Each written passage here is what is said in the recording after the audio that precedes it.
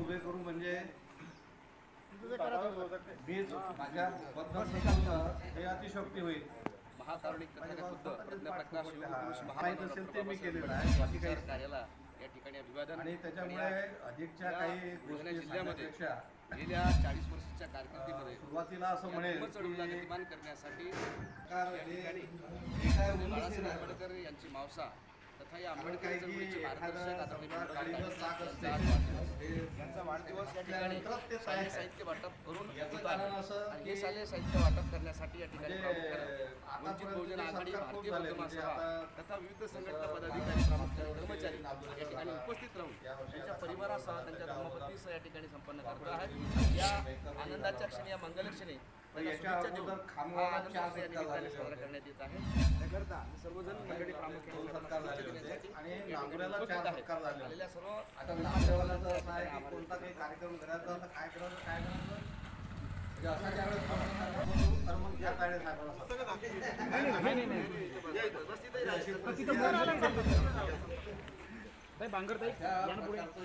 जागा परी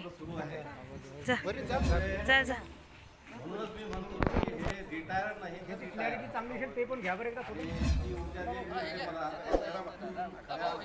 आपण बोलले की आम्हाला तुमच्याकडून ऊर्जा मिळते. खरं म्हणजे मला तुमच्याकडून बस 1 मिनिटामध्ये असं.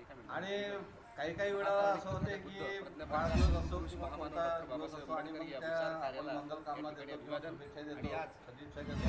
बुलढाणा जिल्ह्यामध्ये त्यावेळेस गेल्या वाढदिवसाच्या निमित्त म्हणजे चळवळीला गतिमान करण्यासाठी एक वाक्य नेहमीच असते की तुम्ही 100 वर्ष जगलो मावसा आणि त्या 100व्या वर्षी आम्हाला तुमचं स्वागत करण्याची संधी मिळते. यांचा वाढदिवस या ठिकाणी म्हणून मी म्हणतो की शालेय साहित्य वाटप आहोत होत आहे. म्हणजे आणि हे माझ्या शालेय काय साहित्य आहे की वाटप माझी करण्यासाठी तोल या आता ठिकाणी प्रामुख्यानं ही वंचित इथपर्यंत बहुजन आहे. आघाडी, हे जरी भारतीय बौद्ध समोर महासभा असते तथा विविध तरी संघटना खऱ्या पदाधिकारी, अर्थानं ही माझी कर्मचारी या तुला ठिकाणी नाही, उपस्थित राहून ही त्यांच्या तुमची आहे. परिवारासह कारण त्यांच्या धर्मपत्नीसह या ठिकाणी तुम्ही संपन्न या करत आहेत.